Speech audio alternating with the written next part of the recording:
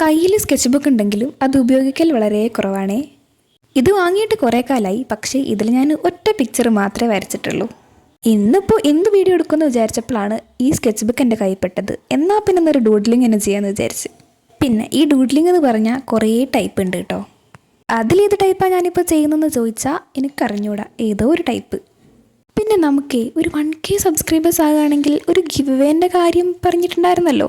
1K subscribers ഒന്നും ഇതുവരെ ആയിട്ടില്ല. നമ്മൾ കുറച്ച് അടിപൊളി വെറൈറ്റി ഗിഫ്റ്റൊക്കെ പ്ലാൻ ചെയ്യുന്നുണ്ട് കേട്ടോ. ഒരു പക്ഷേ 1K ആവുകയാണെങ്കിൽ ഗിവ് അവേൻ്റെ റൂൾസ്, അതുപോലെ തന്നെ ഗിഫ്റ്റ്, അതൊക്കെ നമ്മൾ പറയുന്നതായിരിക്കും. ഗിവ് അവേനെ പറ്റി ഡീറ്റെയിൽ ആയിട്ടുള്ള ഒരു വീഡിയോ ഒക്കെ നമുക്ക് ചെയ്യാം, പക്ഷേ 1K സബ്സ്ക്രൈബേഴ്സ് ആയതിനു ശേഷം മാത്രം.